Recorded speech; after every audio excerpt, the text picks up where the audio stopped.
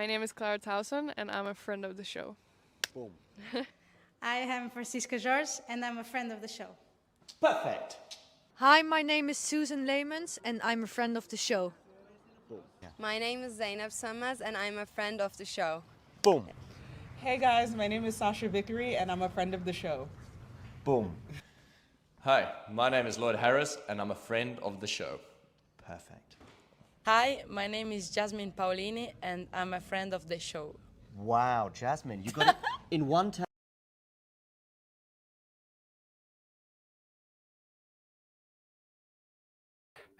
Hey guys, so yeah, I've got Jack joining me again. This, of course, will be very focused on the Paris ATP 1000. We also will mention Belgrade and Metz later on. You have some hints as to what we'll be talking about later in the episode in the title. Obviously, there's also the ATP finals scenarios and everything. So yeah, I mean, hello, Jack, and excited to unpack that all. Hi, Damien. Yeah, likewise. Should be a good one. Who did, just straight off the bat, who did I say was going to win at the start of the week, just out of interest? Can't remember. I don't remember. Did you say it was Zverev? I think so. Basically, my point is that we either said Sinner or Alcaraz. They both went out pretty early, obviously Sinner for different reasons. But Paris Masters, always a bit of a surprise, but wasn't really that much of a surprise. I was going to say Zverev probably was the next choice, I would have said, besides those two. So, wasn't that shocking a tournament? I would have said still yes overall. I don't know. I thought there was a few surprises. It had its moments, definitely. I mean, obviously, Sinner withdrawing so early, that already changed a lot. It kind of put the focus solely on one other top two player. But I think we did mention that the biggest names are probably going to be the favorites. And of course, one of them still stayed in the event. One of them still survived. Alexander Zverev, I think he actually has more wins right now than Yannick Sinner in 2024. He also returns to number 2. And that's something that actually, even among the talking tennis community, I think is bringing some different opinions. I saw Vange calling it, for example, a quirk of the ranking system. And also he called it quantity over quality. So maybe I kind of want to start there. That's true. I mean, that's totally true. I think everybody in the world knows that Carlos has been the second best player this year. Yeah, but then again, can you really call it a quirk of the ranking system or something like that? Not really, right? I mean, just pure math. The rankings sort of don't lie, but then also you get no points for the Olympics when you really should be getting points for the Olympics. It's obviously a huge tournament. So they kind of don't lie, but also Carlos is, he's had the second biggest achievements for sure. I think even Zverev would agree with that, even though he's usually I'll put myself in there. I have the best backhand on the planet. I have the best whatever on the planet. I think even he would agree that I'm not the second best player in the world right now. But I don't know. It's just something I really oppose, calling it a quirk of the ranking system or whatever, something like that. It's not weird, Grand Slams are actually more important in the rankings than the other events. It's just that with all of that, and it's not like Zverev has few points from the slams even. He has 1,300 from Roland Garros, 780 from the Australian Open. That's already 2K. So yeah, I mean, it's definitely not something like that to me. Quantity over quality, in a way, I guess. Yeah, obviously, he's just been more steady, picking up these wins, which also is, of course, reflected by the fact that he has more now. And also 2 ATP 1000s in the season. Yeah, not to be sniffed at. Still pretty good, right? Absolutely. And this is his 7th ATP 1000 title, which, of course, puts him pretty high on the active all-time list. And anything, sort of in regards to his run, I think we were chatting about this last week that he maybe seems a little bit fatigued with the season. He was talking about it a lot himself, that, he's close to done and he doesn't really think that he's going to be able to play his best tennis until 2025. But well, he wins this title and we know that he likes the conditions in Turin. I was very impressed with the list of names that he beat this week. A bunch of players that certainly, given the conditions, could have found a way past Zverev. Maybe he prefers something on this side of this is an interesting argument, actually, because does he prefer a slower hard court now I'm saying that out loud, probably not. He probably prefers to lean on his ridiculous first serve, especially when the percentages can then become really high. He doesn't have to rely on his second serve. So actually, he probably does lean on the side of a faster hard court. But he played a lot of players that maybe prefer playing on a faster hard court. Griekspoor, Fils. Do you know, actually, Rune, and I'm saying that, maybe not so much, but first two matches were super difficult and he got through them with flying colours. Steph, always a challenge. You know, Steph is still a challenge. You know, maybe I guess on a fast hard court that backhand's going to get pretty bullied, but that's still a pretty tough one to come through for a quarterfinal. Obviously, given Tsitsipas's ranking, and then he made the final look like an easy job. So yeah, it's a really, really impressive run. Rune obviously stifled. You know, Rune could have been difficult. That kind of got out of hand for a little while in that second set, and Zverev stopped the comeback. It was an impressive set of wins for sure. Yeah, I think Steph absolutely can be a challenge on these courts. He was like a back-to-back semi-finalist in Paris. He was also he also beat Zverev in the quarterfinals of 2023. So I do think that could have been a challenge. But yeah, eventually, I guess it's not a lineup that includes Sinner or Alcaraz in terms of the players that he beat, but still, yeah, just strong contenders all out, all around. We also obviously had the final against Ugo Humbert today, which, well, was a bit of a victory lap. Was it your expectation going into this one that this match will turn out like this, you know, or were you hoping for something better from Ugo's racket? No, I totally did expect something better. I think Ugo, for all his ups and downs, it does. Well, we know how good he is in finals, right? You know, when he starts to get a little bit of momentum in the tournament, he almost seems unstoppable. And I thought with the Paris crowd behind him, there was no chance it was going to be a dud match. I was really surprised at the way it went. And honestly, Ugo's got the firepower again to at least be holding service games consistently. So it was a bit of a letdown for sure. I don't think anybody would have called 2-2, right? I don't know. Yeah, maybe not 2-2, but to be honest, I was a bit down on his chances just because of, you know, how many tough matches he's had along the way. And yeah, I was just thinking, you know, Zverev is probably going to be a bit too solid. It's just that the edge that eventually appeared in this final, yeah, that was just... Yeah, it wasn't a pleasant watch. I thought today, though, the worst final, they were actually starting at the same time, and I thought the Bratislava final was going to be much worse. But Corillon gave a better effort against Safiullin than Humbert did against Zverev. I know this is super random, but these finals were basically on at the same time. And I was, I knew that I wanted to focus on the Bratislava one more, but I thought that was going to be the lopsided one. So maybe Bratislava ends and then I watch the rest of Paris or something like that. But no, that's not what happened. That obviously was a bit of a letdown for sure. Paris, it had some absolutely amazing atmosphere throughout, also because of Ugo Humbert. And we actually have some topics about this as well, which you guys can see in the title. But maybe let's head there already. I mean, Ugo Humbert had such a ridiculous week. You know, every single match was just like crowd fully behind him. Maybe not against Alcaraz. That was more of a 50-50 split even at times. But anyway, I mean, he was still like, so obviously he was like, he felt really good in a scenario like this, in a setting like this. And then there came that match against Khachanov in the semis where, well, the Russian was not too pleased with how Ugo was behaving in the third set. Any take on that, and like kind of did he overdo it? My opinion is no. I don't think he did. And honestly, it's easy for people to totally paint Humbert as the villain in that situation, and it's easy for Khachanov to get annoyed about it for sure. But it's hard playing somebody when they're injured. It's really difficult. You know, you've got to give Humbert a bit of credit because it's hard to stay focused. You don't know whether to take a bit of a foot off the gas because you're like, well, I'm going to win points if I just stay in them, or you stay on the front foot.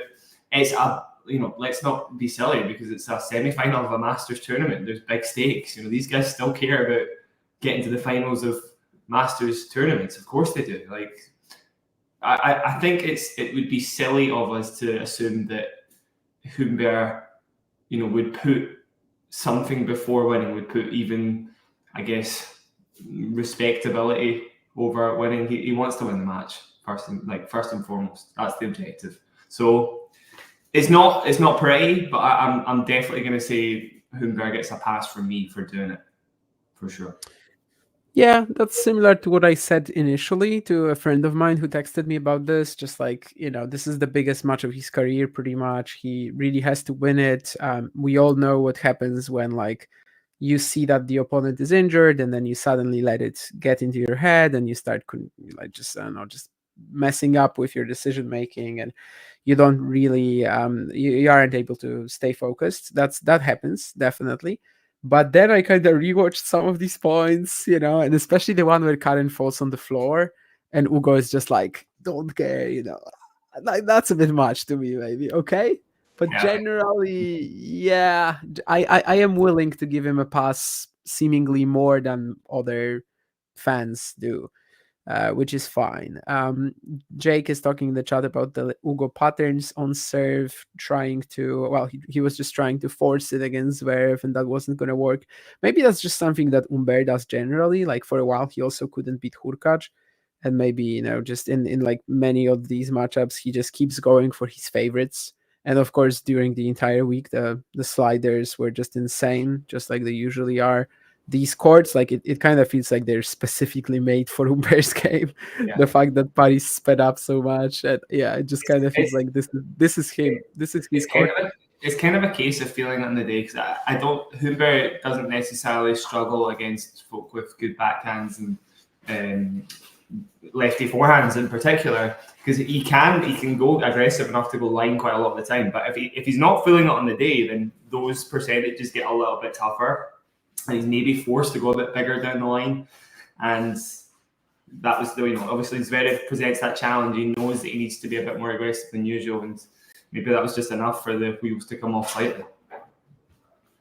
Yeah, I also feel like in matches like this, when we know that one player is compromised in a way, be it more physical or mental, going into that one, tactical analysis then kind of, takes second place, and it's not really as important anymore, because you just know that, okay, this is just a match that they will be trying to get through without properly being able to, like, give it their best shot in terms of tactics and, I don't know, thinking about it super clearly. So yeah, I think today was maybe more of a match like this, rather than, something that Ugo was entering and thinking, yeah, okay, this is the pattern I should use. No, probably that was far from his mind today, which, I mean, yeah, it's fine.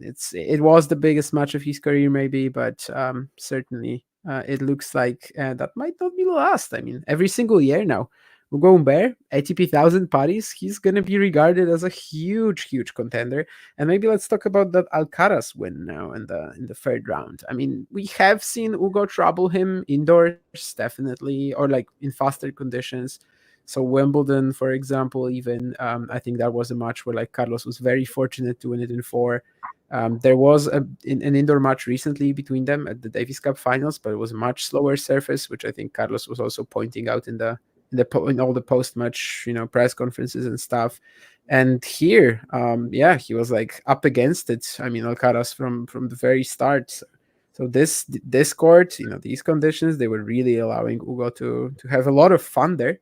And of course, eventually, it still ended up being a very tight match. But yeah, one of the best wins, one of the best matches of his career, maybe. Yeah, I'm struggling to think of other ones off the top of my head. In fact, I will look at a little list of them just to see if there's another one. I think he has another win over a number 2. I just don't remember what it was.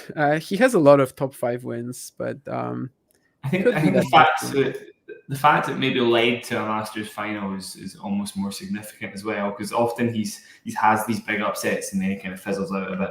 Yeah, the fact it was part of a big run maybe it makes it a bit more significant. I think it totally. I mean, Alcaraz is playing. He's playing well, and he actually played a pretty decent match. Like, it wasn't like Alcaraz was totally off the boil or anything.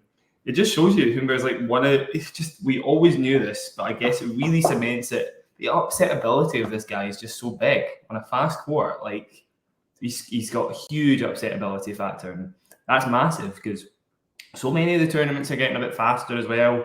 It's like Australia and even Wimbledon as well will be pretty quick. You got to look at Humbert, if he can stay healthy and he can stay fit over best of 5, as a guy that can really, really trouble some of the highest ranked players. It's obviously very fascinating for the men's game in general. All right, it was Medvedev at the ATP Cup, that other number 2 win that he had. But yeah, I guess That was a great match. That was so good. But actually, I thought this one was better. So I remember that match quite well, and I think so. Yeah. the quality was better from Ugo for sure. But yeah, certainly it ranks among the biggest wins of his career. The fact that he later landed his way, went all the way to the final. As he said, I mean, great record against the top 10, great record against the top 5, but not necessarily following it up. So that is absolutely huge for him. I guess along the way, even the win against Brandon Nakashima in the opening round, like that was really tough already, and the crowd got him through it. After that, he really loosens up, and of course, there is also that match against Khachanov, which we kind of mentioned already. That, yeah, I mean, he won it because Karen was not exactly fit in the third, but it's not like they were going into the third set and Khachanov was dominating or something like that. Certainly a tight battle either way. And unfortunately, today just couldn't really give his best. Now he has that Metz title to defend. I don't know if he's actually going to show up there, but he is from Metz, so at least that might make it a little bit more likely. Yeah. I mean, again, if Ugo's putting rankings and winning and all of this stuff at the top of his priority list, then maybe not, actually. It's probably not top of his priority list to be defending a 250 title, so maybe not. Yeah, let's maybe speak about the semi-finalists. I mean, Khachanov, we kind of know that maybe all his week, like people already forgot about his week. They just remember about the fact that he basically like had some words for Humbert and then kept talking about it post-match as well.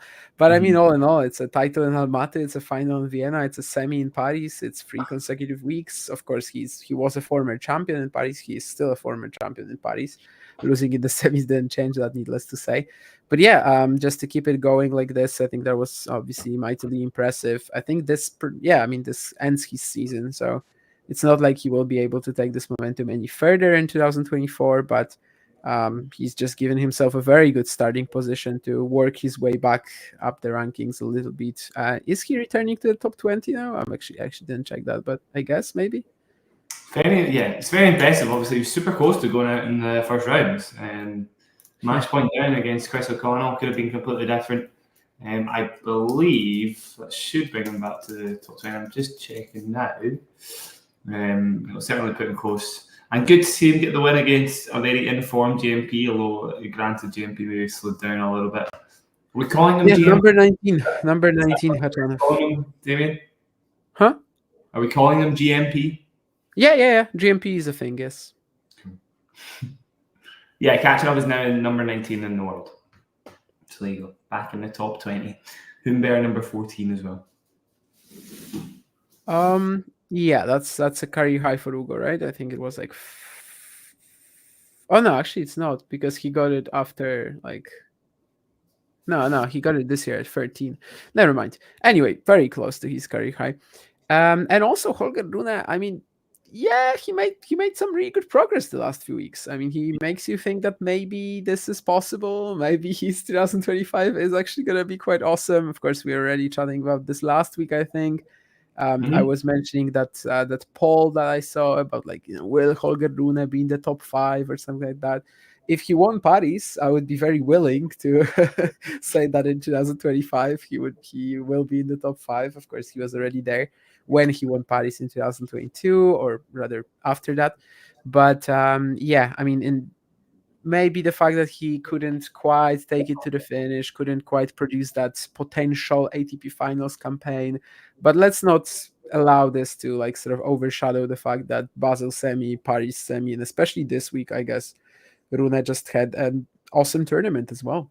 Yeah, I mean, he's had a relatively poor year, but the guy's still number 11 in the world. It's so easy when players set this really high bar for themselves, where he's on the cusp of the top 5, and then all of a sudden it's like he goes back down. Everybody's like, "Oh, this guy sucks now."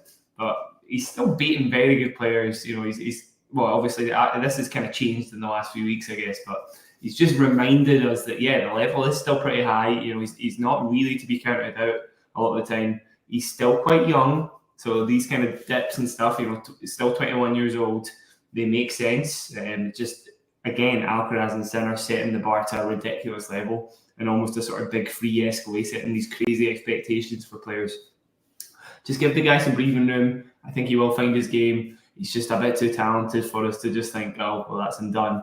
And he's reminded us why this week. It's impressive stuff. It's good. Still a big fan of the game, definitely. Would you also like to see more players take the wide positions that Ugo Humbert tried on serve? I mean, you kind of have to be Ugo Humbert to pull it off, though, right? I mean, if you don't have that insane spin, that insane angle on the serve. Medvedev does it, or maybe used to do it. Maybe not so much now, but he certainly used to do it. Adrian Manarino comes to mind. Another crazy French lefty serve that just like is totally wicked. Yeah, I'd love to see more players do it for sure. It's either someone with a great slider, especially lefty, or someone with a good kick out wide on like a clay court can also pull it off easily. Yeah, Attila Balázs famously did it. Attila Balázs did it on the way to the UVAC final. Ryan Segerman, I definitely recommend as a good watch in singles, especially on clay. He's going to go for that a lot and basically just try to throw you out and serve and volley. But yeah, on clay, that's definitely a thing. And these lefty guys like Manarino, Humbert pull it off very, very well as well. But if you're someone like GMP, the aforementioned GMP, probably don't bother. Probably just serve. It's gonna be fun. You don't need to do +1s when you're just putting it straight past the other player. Like, it's all good. Yeah, and of course, Paris was also kind of the moment when we learned a lot about the ATP Finals race, but not that much yet. Well, maybe let's start actually from this. So, like, what is your opinion about the fact that we still don't know who the contestants are? Maybe it should be like, like previously, that like the last week, Metz, Belgrade, that it doesn't count, because now we have this situation like on Thursday, we're going to have the draw ceremony. And the fact that we're going to know all 8 contestants by then, it probably won't happen. Yeah, I do get what you mean. But, I don't know, it's not really a problem. I mean, okay. It's not going to change how anybody watches it. If anybody buys tickets, what the 7th, 8th player is going to be. It doesn't really matter, right? Like, I don't think it makes a difference. It's just a bit messy. But at the end of the day, all good. Like nobody really cares who's going to be in that position. Or maybe that's a bit flippant of me to say. I don't know, actually. Maybe that's not true. Maybe you're an Andre Rublev fan and you're like, well, I really want to see Andre. And I think Novak Djokovic is kind of the more important thing. Of course, Novak might just withdraw or anything, but like if he was to withdraw, wouldn't he have done it by now? Yeah, exactly. Like John says, I think if he's not playing, he should say it by now. I don't know if that means that he is playing, because I don't know, he is actually thinking about it too. But I think if he's not playing, he should really say it by now. Like this is the moment, Novak. So I don't know, but this is a guy who people could actually buy tickets for.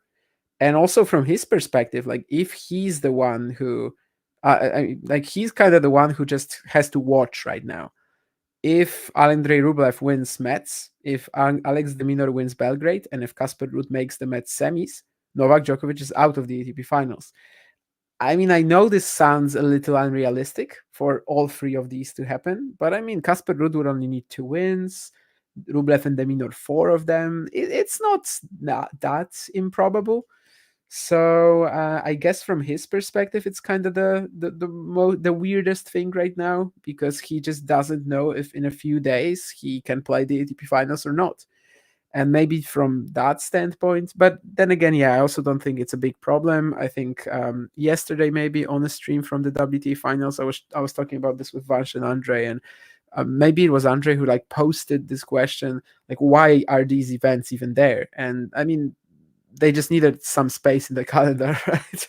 I think literally they just wanted some week to have these events, and that's what we have. But yeah, I also don't really consider him that much of a problem, so that's not a concern for me. Ruud winning one match, very tricky too. Yeah, right now it's tricky for Casper, but then again, like, it's not going to be the strongest draw ever. I don't know, maybe it's possible. Anyway, we should talk about that ATP Finals race a little bit. Of course, by now we have a lot of contenders that have gone out. I mean, Stefanos was actually in the game up until that loss to Zverev. Holger was in the game if he won Paris and then had a run in Metz. So that was always a long shot. But Dimitrov also, like, he had a proper chance here. It's just that, well, he wasn't really able to deliver against Khachanov physically. Tsitsipas had that match against Zverev.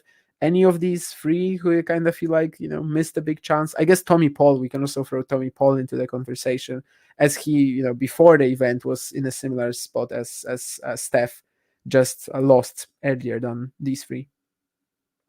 Yeah, no, it was probably a win you would have expected him to get. I don't know if it was fatigue against Manarino or what it was. Obviously, Manarino is still, his own challenge on a fast court. I'm not saying that it wasn't a losable match, but yeah, you probably would have expected a bit better, and it was a bit of a flat performance, to be honest. So I was a wee bit surprised. Yeah, I would say he has missed a chance, but it's always going to be pretty tight. And to be honest, he still would have had to have won several matches after that. So yeah, the guys you're speaking about there really, Grigor and Steph, they're probably your biggest misses, I would say. Because you can't just get it down to one result at the end of the day either, can you? Yeah, I think with Grigor, like, from the very start of the week, it was clear he was struggling and he was really playing his best. So, it wasn't that much of a surprise, I guess, when he showed up against Khachanov and just didn't have anything left. I will be surprised if he still plays Metz, but he took a wild card there, of course, hoping to secure his qualification if he only made the final in Paris.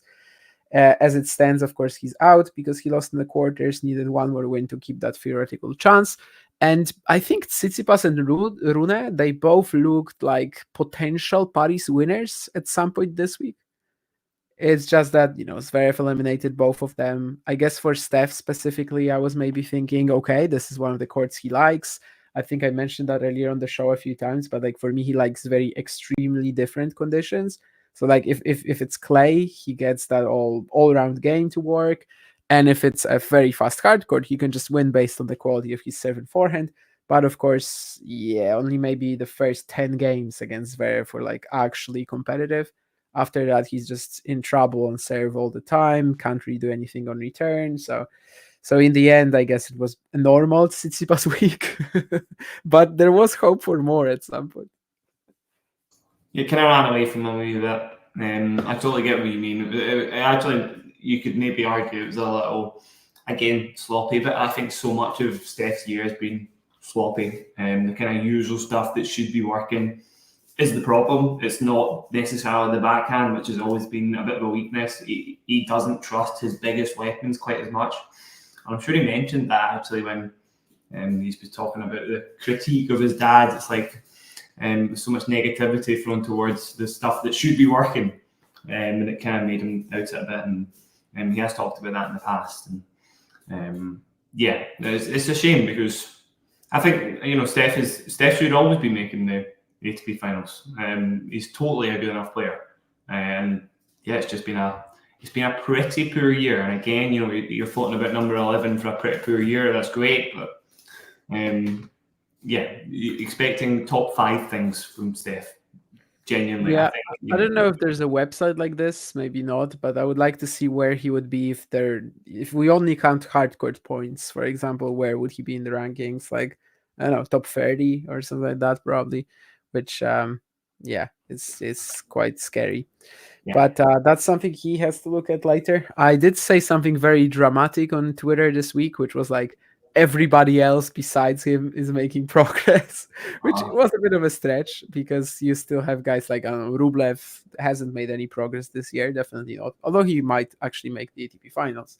But then again, yeah, I was just trying to be a little dramatic and, just show that, yeah, this is really a moment where Steph has to realize that he is heading nowhere and that some drastic steps need to be taken, which I guess some of them he already took with that departure of his father in the coaching team and everything. Yeah, and as it stands, we still have Alex de Minaur, we still have Andrei Rublev, we still have Casper Ruud in the hunt for that for these last ATP final spots. Of course, Djokovic super close to qualifying, basically needs a loss from just one of them within the next few days.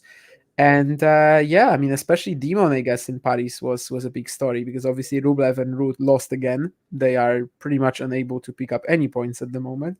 But Demon, despite struggling with some health issues recently, he comes back. He looks pretty rough at first in Antwerp, but he's getting there. Almost beat Rune, which would have really helped him there. But even then, making that quarterfinal, getting ahead of Rublev, this could be massive. Absolutely, yeah. Big win against Big Jack Draper. Always a big positive in my eyes. Again, I always feel like Jack, when he loses, I'm not saying he beats himself, but he slowed down a bit. He just wasn't hitting the ball quite as well. De Minaur did quite a good job of breaking him down a bit. He could be so dangerous in these courts, so that was an amazing win to get through for sure. Yeah, he's done such a good job of keeping the head. It's quite a big deal to get to the ATP finals. As much as we might say, oh well, these players are just getting to big moments in tournaments in their sleep. It's probably not that big a deal. I'm sure De Minaur cares. I'm sure he would be quite keen to get to the finals. So he's done such a good job of keeping the head the last few weeks for sure. It's mad. It is mad though. Just side note that Rublev could be getting to the. It's not obviously he's got a Masters tournament under his belt. It's not that mad, but at the same time, you see every single clip you see of Rublev online is him just going mental. Like it's just because he's just losing another match that he probably feels like he should be winning with the weapon that he has, and I imagine like him, his fans must be tearing their hair out because it's just so frustrating seeing him.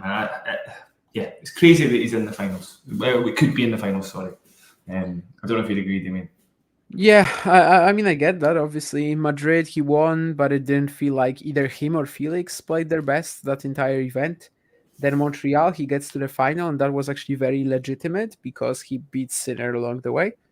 But he also runs into Popyrin in the final and has one of the worst performances I've seen from him. So I feel like this year really has not been impressive at all from Andre. He hasn't made much progress at anything. He's only basically went worse with all the mental stuff, and he's hitting himself with his racket like every single match right now. It's pretty uncomfortable to watch. But then again, you can't argue with the points. Obviously, Madrid and Montreal alone, that's already 1,650. So I guess it's not that big a surprise. And he actually has a pretty decent situation despite being behind De Minaur because of the way that the ATP rankings are structured. Basically, De Minaur doesn't have anything to gain with his first round win, whereas Rublev can actually gain 40 points with his first round win. So in a way, Alex still has to outperform Rublev, or at least go the same as him when it comes to winning the title, to still be ahead of him. So no, actually, even if he wins the title, he's going to be behind Rublev, and Rublev also wins the title. But then he would be ahead of Djokovic, which makes it irrelevant in that case. But anyway, yeah, I mean, Rublev does not have to. It's De Minaur who has to perform better than Rublev, even though he's ahead of him on points this week, which could be pretty massive. I'm going to ask this very stupid question right now, which is who's not making the ATP finals? Djokovic, Ruud, De Minaur, Rublev? Ruud. Obviously. So you think there's going to be a decent run from De Minaur and from Rublev in Belgrade, in Metz, basically? So just remind me, sorry, how far do they need to get for Ruud to not get to the finals? Yeah, I would have to pull out this chart that I had somewhere, to be honest. I'm sure it's quite tight. Yeah, I think in the case of De Minaur, though, it's pretty tricky for him to get ahead of Kasper. Rublev has it a little easier. I'm gonna try to find it pretty soon. But yeah, I mean, I would say that all three players doing what they need to do in order to get ahead of Djokovic, that is already a little improbable to me. I think Novak will probably get it if he actually wants to play. Yeah. And that's kind of my opinion. Otherwise, yeah, so when it comes to Alex and Kasper, Alex, in order to even get ahead of Ruud, he has to make the final, and that's assuming Kasper doesn't even win a match. Right, okay. So, well, we can look at De Minaur's draw, I guess. I think that's quite an interesting way to start. He's going to win his second rounds. His first round, sorry. Quarterfinal isn't a given if Marozsan manages to get through. So you're just skipping Wawrinka in the second round? I'm saying he's beating Wawrinka. Okay. Yeah, I get you. It's not a total given, but I think, I think he wins. He's in form enough. I'm not saying it's a gimme, but I think he's in form enough. And then, let's assume he gets to the semis, because Marozsan, again, is the kind of player that de Minaur should be able to get under the skin of. Depends how well Marozsan's playing. And the semis would be Cerundolo, Medvedev, Safiullin maybe, Nakashima. Do any of these players scare you against de Minaur? What a section for Medvedev, by the way. Like I'm just kind of noticing it. Obviously, he beat Brandon Nakashima. He beat Nakashima, he beat Nakashima. Yeah, he beat Brandon Nakashima, so Vansh's favorite. And right now, like he has, I know he already had good chances this year. I know, but this looks amazing for him. Would I be scared for de Minaur in any of these matches? Not really. I mean, I guess Marozsan beat him before, right? Like Shanghai last year. But yeah, Marozsan is the only real threat in that quarterfinal section. Probably Medvedev is the only real threat in the semifinal section. Maybe Cerundolo in a good indoor match for him. But yeah, this looks good for Alex to make the final, I think. I think he beats Cerundolo. I think it's, the kind of backhand matchup is pretty strong for Alex. Just able to absorb so much power as well, so he won't really be scared of the forehand in these courts. Medvedev probably. I think he makes the final. That's my final answer, Damien. I think he makes the final. I'm not terrified of the draw for him, so I think Ruud doesn't make it to the ATP finals. But then he has to lose in the opening round in Metz. I missed that. There's so many different variables. Right, okay. I mean, I guess if de Minaur wins Belgrade, then he would have the same number of points as Kasper if Kasper makes the semis in Metz. But I think the tiebreaker is better for Alex because he has more points from slams and ATP 1000 events. So this is pretty wild. Yeah, I mean, it's still pretty tricky to just kind of count that. But we could look at the Rublev and Ruud draw, I guess, now. So Ruud's going to play RBA or probably RBA. Bonzi is tough, right? Like Bonzi just made like won 2 titles and made it the third final in a row. Had 3 match wins against Virtanen. I think both players are pretty tough for Ruud already. Bautista Agut or Bonzi, I mean. Yeah, I actually didn't know Bonzi was fit and healthy. I thought he was still kind of coming back from injuries and stuff. Yeah, 14-1 in his last. Well, actually, with the qualifying here, I guess we can say 16-1 in his last 17 matches. Okay, dangerous then for sure. I think he gets beat. I think Ruud gets beat. I don't think he makes the semis, at least. I think the quarter might be easier for him than the second round is, but if Alice or Rinderknecht get there, and they probably will, I think I'm gonna say that too. I don't think Kasper makes the semis in Metz. Rinderknecht, I feel worse about, I think, than. Is it Mickelson? Is that who you said? Alice. Who? Quentin Alice. Oh, Hallis. Sorry, Hallis. Yeah, again. H is silent, Jack. H is silent. Yeah, sorry. Is that Alice? Yeah, I mean, it's French, so H is silent. Quentin Alice. Something like that. Yeah. I mean, I feel like either player just will be hitting the ball bigger than Kasper. So, yeah, I don't think he makes the semis. That's my final answer, for sure. Yeah, I kind of subscribe to this now, and this would basically leave him in the hands, leave his fate in the hands of de Minaur and Rublev. Alex, as I said earlier, I think if Ruud doesn't make the semis, the final would be, the title would be enough if he wins 1 round. But if Ruud doesn't win even a single round, then Alex only needs to make the final, and we just said that he is a pretty big favorite to do it. How about Andrei Rublev then as the top seed in the Metz? Let's check it out. I mean, the worst thing about this is that, like, with de Minaur, I was looking at these matches and I was thinking, okay, so he should win this. Okay, he's pretty reliable, right?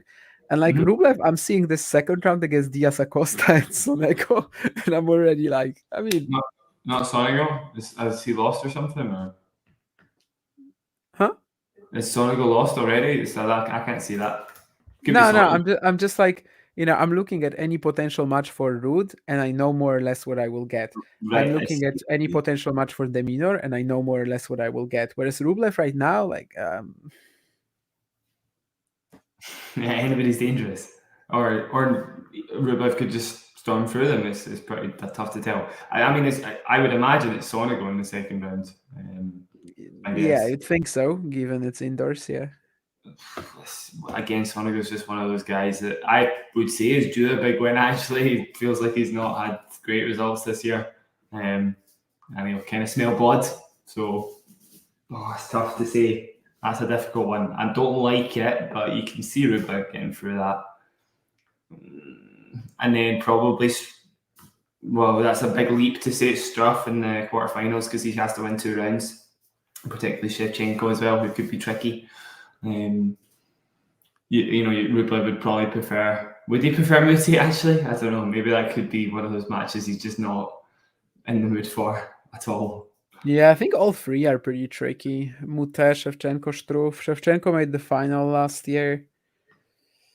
Yeah, I mean, it's looking the best draw is definitely with Deminor, I think, or maybe it's just him who's the best right now, which is also true. Like he actually tells you, yeah, I can win a few matches, whereas Rublev and Ruud, they obviously haven't been able to do it recently. So it's tough. I mean, Kasper is in a good position solely because of the points.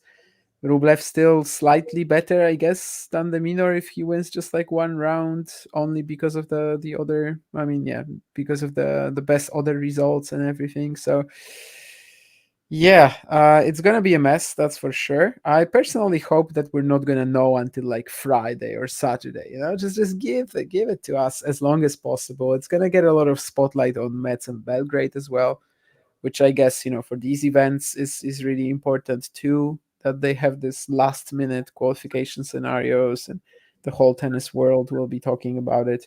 But yeah, in the end, we also, of course, might get the situation where like Novak withdraws midweek and every single one of these players just gets in, which would be a pretty fair way to end this as well. But of course, it's up to Novak. If if all of these 3 other scenarios that we mentioned earlier won't happen, as in like all 3 of them won't get ahead of him. Not liking John's comment. Beware Carlos Slayer Monteiro. Yeah, Thiago Monteiro, I think he's won his last 4 top 10 matches. Really? My God, yes, I missed that. And I think this year he is 3-0 against the top 10. Oh my God, okay. Yeah, Dark Horse, right? Dark Horse. One of them, of course, is against Ruud on our screen in Bostad. One of them is Tsitsipas in Madrid. One of them is Rune at Davis Cup in 2023. And the win that John is mentioning, the one over Alcaraz in Rio. That's just a masterclass.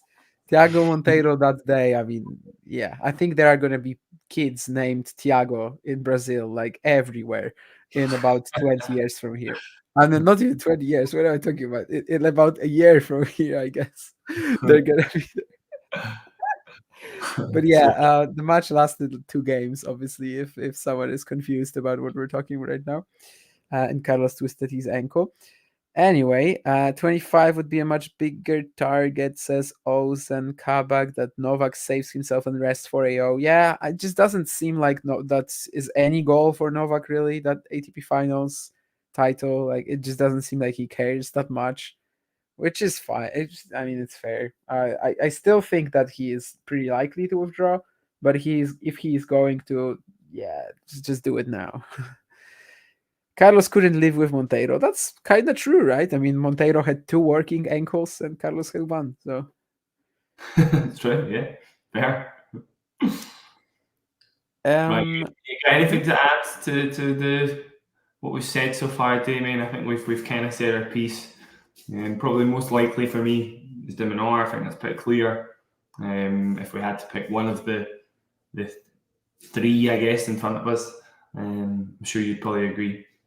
Yeah, I mean, obviously I get the stakes, but I think Deminor is in a pretty good enough. He's in a good enough position that form-wise to get through that draw. I think so. He's in better form. He's got the best draw, maybe, or maybe that's also just considering form. But still, he's got the worst situation in terms of the points. But I think it's also pretty clear that like most tennis fans right now, looking at this trio, they would want Alex to make it because he's the one that's been delivering. He's the one that's been steady.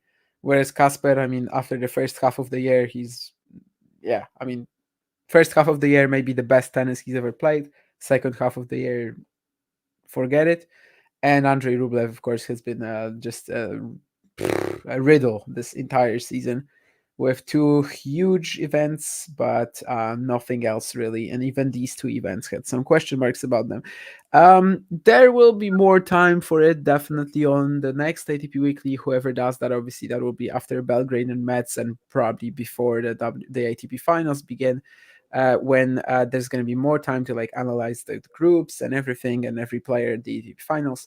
But I also kind of maybe wanted to ask you about Alcaraz and the fact that the 45 plus CPI range and everything still isn't really his best. So, like, after looking at his performance in Paris this week, how does it make you feel ahead of Turin?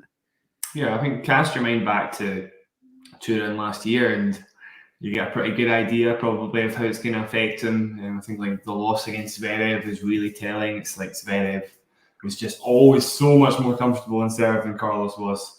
The serve's got better, but it's not at the level of a lot of these guys.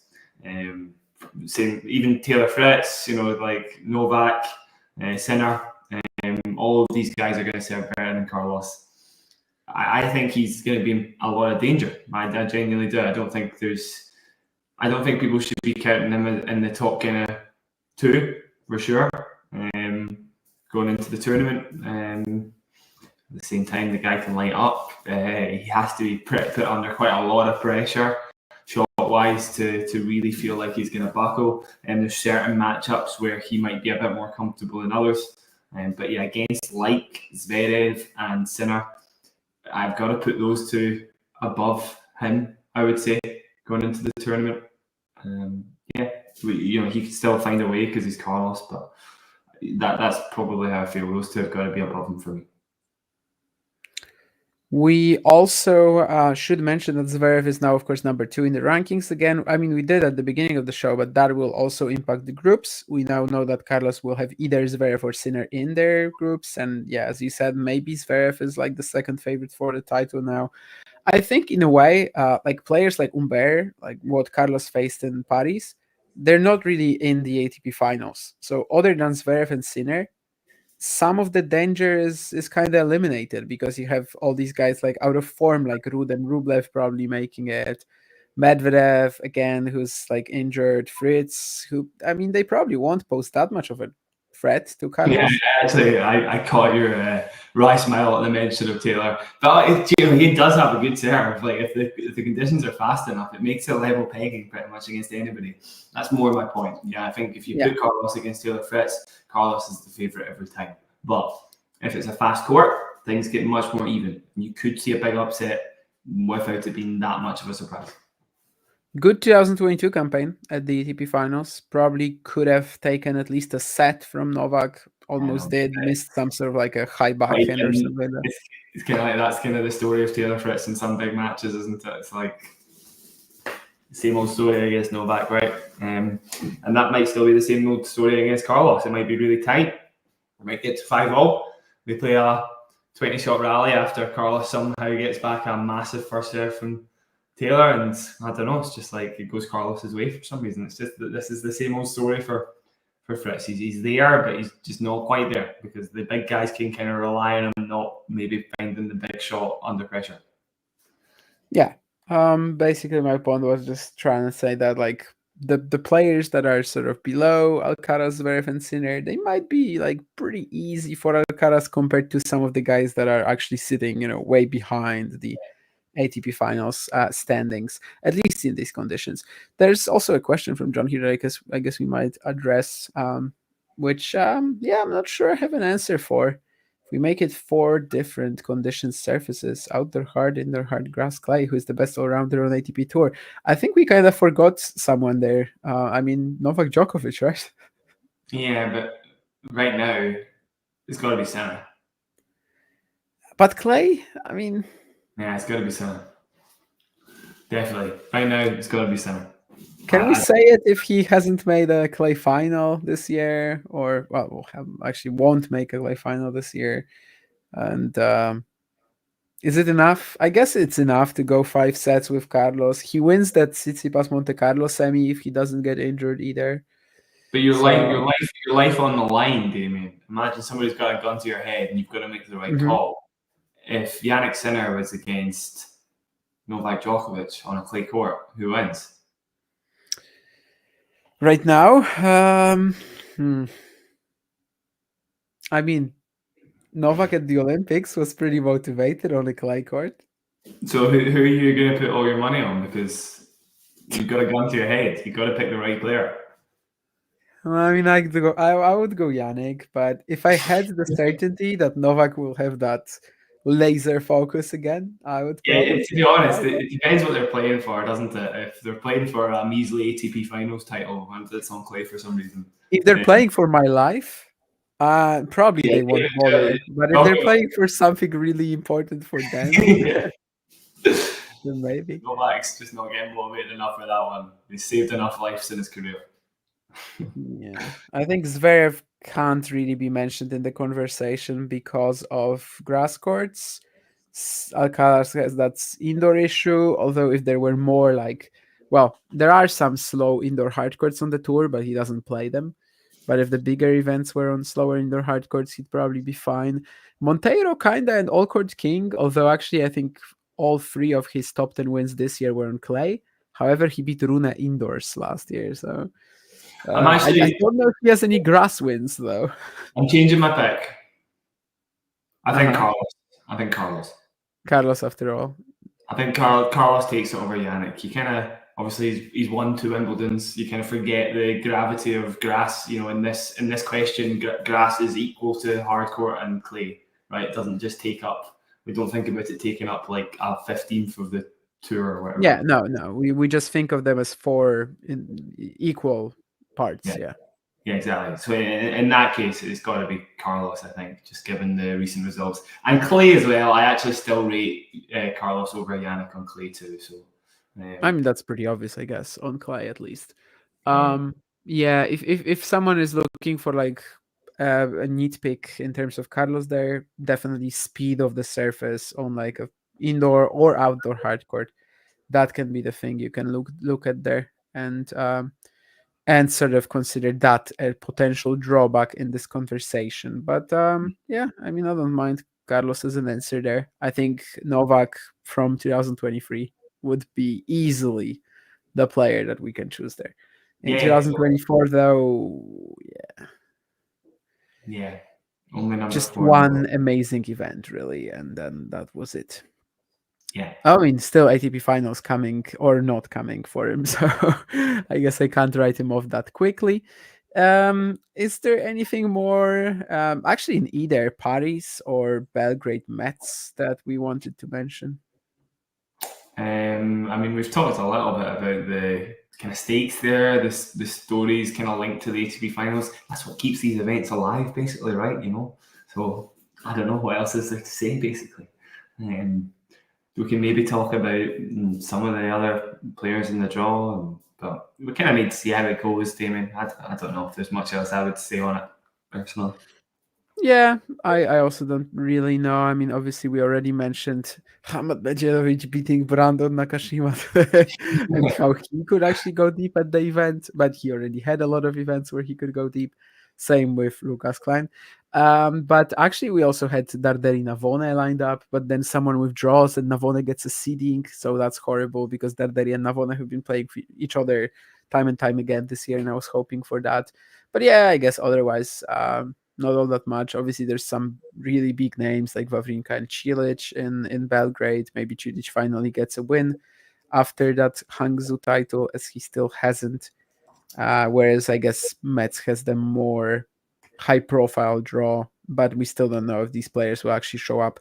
These events tend to have a lot of lucky losers. In fact, we already have one of them in Metz with Herbert, because everybody is they just want to go home, you know, they just want to end their season. Holger Rune already pulled out of Metz. I think Dimitrov would surprise me if he actually shows up as well. So yeah, Yes, there's not much more to say. To be honest, everybody wants to see their family. So, you know, this is not the best time of the year for these tournaments. But there could be some interesting stories at the end of the tournaments. I think all the potential narratives have been discussed, Damien. We can actually mention this. Yeah, Osen Kabak wants to talk about the doubles. So, of course, Paris was the moment when the field was finalized for the ATP finals in doubles. I think that was when Lamos and Wifro lost in the opening round to Nizhelinsky. And then it was like just, an avalanche of 4 pairs qualifying on the same day. And I think the field we got eventually is definitely amazing. We have all 6 pairs who made a Grand Slam final this year. We have Kolhov Mektic who won 3 ATP thousands, I think, and because they won their third today, literally in Paris. And there's also one pair that I'm absolutely forgetting right now. But together, I think that should really bring us a very exciting event in that as well. And also the Kolhov retirement is, of course, a big story. Who was the 6th pairing that I forgot about? Granollers Zeballos, of course. So always Did you the mention number Bapana as ones, the leaders. Did you mention Bapana and Epton as well? 6 Grand Slam finalists of this year, right? That they are included in that because they won the Australian Open. So yeah, basically 4 Slam finalists from this year. Well, so I mean 4 pairs who won slams this year, plus Kraviec Pütz, the US Open runners-up, and also Boleri Vavasori, the Australian Open and French Open runners-up, with Purcell Thompson already included by the fact that they are both Wimbledon runners-up and US Open champions. So I think it's going to be great. Of course, Kolhov retiring after the Davis Cup, I guess, rather than after this event, is also going to be huge. Popanna still playing elite dubs at 44. It is very cool. It's very inspiring. I mean, it's amazing. The win, I think that win at the start of the year was probably the best win on the doubles tour for the whole year. It was a record-breaking performance for sure. Since then, I think Popanna and Ebden have definitely gone downhill, but it's way more than enough, of course, to still get them into this event. And we'll have to see if they are actually able to follow up on these results later. I don't think they're going to be playing with each other next year, if memory serves right. As usual on the doubles circuit, there's basically like everybody is switching pairs after the season. So lots there. Maybe for some of these pairings, the ATP finals will be their last performances together. I mean, definitely for Kolhov Mektic, given that Wesley is retiring. But yeah, I'm excited for the Skupski Salisbury pairing for next year. That should be a good one. That's probably, by the way, like the biggest names not to make it this year, right? Ram and Salisbury. Yeah. And again, just in the race. 16, did you say in the race? 15th, yeah. 15th in the race. Oof. Jeez, oh. I mean, it all kind of, I don't know. It wasn't the greatest season. I'm not saying I expected Joe to win the US Open again, but the loss was pretty stinging, is all I would say. So it is what it is. But yeah, it's been a bit of a disappointing year. So I'm sure he can bounce back with Skupski in tow. Should be a good season. Yeah, I think when they lost the US Open, that was kind of the final nail in the coffin for that partnership. Like they just, okay, nothing is working out right now, but if we're still gonna win the US Open, then let's just keep going. But yeah. When that didn't happen, and of course they didn't really come close. I think Lamont Swifro were also like number 9 for the 3rd straight year in the ATP race. It's a little unlucky for them, but then again, I mean, 810 points to Kraviec Pütz, so. It's still a massive gap. Yeah, exactly. I think Ram Salisbury, that was kind of the biggest pair not to make it, even if they weren't close. But we just got super used to having them at the ATP finals. I think it's a very fresh field in general. Compared to the 2023 one, I think there's just 5 players that made it there. So even if there are, maybe not that fresh in the sense that some players are returning to this, like Pavic, of course, played it many times in the past, and then like Bolelli played it, I think, earlier. They're still kind of fresh in that sense.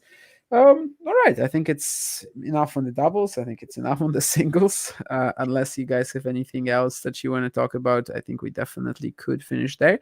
Is Rohan Bopana older than John? That is an interesting question. I have to check when Bopana was born.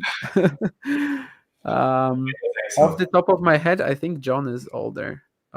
Anyway, he is older, but just slightly. Was that confirming? You're confirming that?